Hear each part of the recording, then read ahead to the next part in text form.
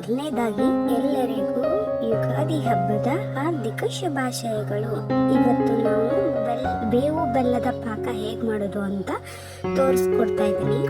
ನಾವು ನಮ್ಮ ಹಳ್ಳಿ ಕಡೆ ಏನಂತೀವಿ ಅಂದರೆ ಬೇವು ಅಂತೀವಿ. ಬೇವು ಇವಾಗ ಅದು ಹೇಗೆ ಮಾಡೋದು ಅಂತ ನೋಡೋಣ. ಮೊದಲಿಗೆ ಒಂದು ಪಾತ್ರೆ, ಆಲ್ಮೋಸ್ಟ್ ಗಡಿಗೆ ತಗೋತಾರೆ, ಹೊಸ ಗಡಿಗೆ. ಪ್ರತಿಯೊಂದು ಯುಗಾದಿ ಹಬ್ಬಕ್ಕೂ ಪ್ರತಿಯೊಬ್ಬರು ಹೊಸ ಗಡಿಗೆ ತಗೊಂಡೇ ಬೇವು ಬೆಲ್ಲದ ಪಾಕನ ಮಾಡ್ತಾರೆ.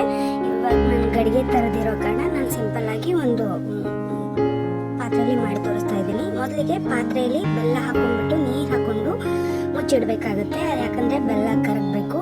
ಆಮೇಲೆ ಈ ವರ್ಷ ಬಂದಿರೋ ಹುಣಸೆ ಹಣ್ಣು ಅಂದರೆ ಹೊಸ ಹುಣಸೆ ಹಣ್ಣನ್ನು ಹಾಕಬೇಕಾಗುತ್ತೆ.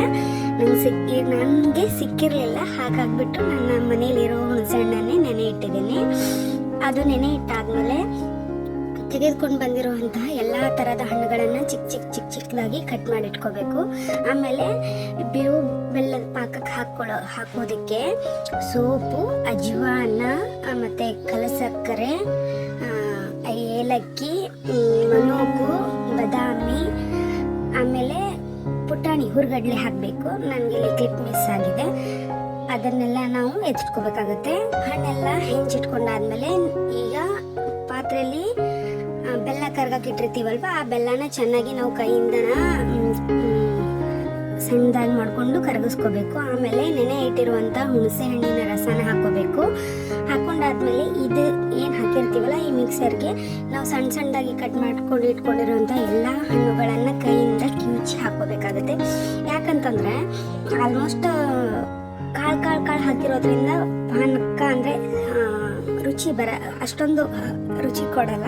ನಾವು ಸ್ವಲ್ಪ ಕೈಯಲ್ಲಿ ಕಿವುಚಿ ಹಾಕಿದರೆ ಒಂಚೂರು ಮೆತ್ತಗಾಗತ್ತಲ್ಲ, ಕೂಡ್ಕೊಳ್ಳುತ್ತೆ ಅಂತ. ನಿಮಗೆ ಇಷ್ಟ ಇಲ್ಲ ಅಂದರೆ ಹಾಗೆ ಹಾಕ್ಕೊಳ್ಳಿ.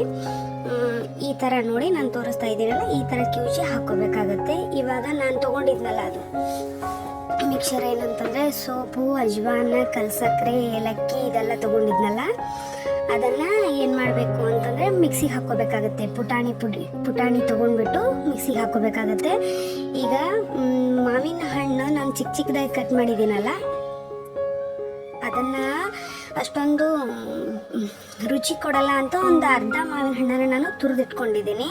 ಇವಾಗ ನೋಡಿ ನಾನು ಇಲ್ಲಿ ಹುರ್ಗಡ್ಲೆ ಹಾಕ್ಕೊಂಡ್ಬಿಟ್ಟು ನಾನು ಮಿಕ್ಸಿ ಮಾಡ್ಕೊಂಡಿದ್ದೀನಿ.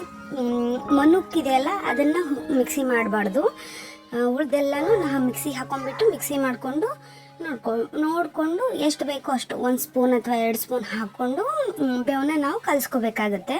ಇವಾಗ ನೋಡಿ, ಆಮೇಲೆ ಲಾಸ್ಟಿಗೆ ಇದಕ್ಕೆ ಮೇನ್ ಏನು ಹಾಕಬೇಕಂತಂದರೆ ಬೇವಿನ ಗಿಡದ ಚಿಗಳಿನ ಹೂ ಇರುತ್ತಲ್ಲ ಅದು ಹಾಕಬೇಕು. ಬಟ್ ನನಗಿಲ್ಲಿ ಹೂ ಸಿಗಲಿಲ್ಲ, ಹಾಗಾಗಿಬಿಟ್ಟು ನಾನು ಬೇವಿನ ಚಿಗಳಿರುತ್ತಲ್ಲ, ಇನ್ನೂ ಚಿಗುಳಿರುತ್ತಲ್ಲ, ಅದನ್ನು ಸ್ವಲ್ಪ ಕಟ್ ಮಾಡಿ ಹಾಕಿದ್ದೀನಿ. ಈ ರೆಸಿಪಿ ನೀವು ಒಮ್ಮೆ ಟ್ರೈ ಮಾಡಿ ನೋಡಿ.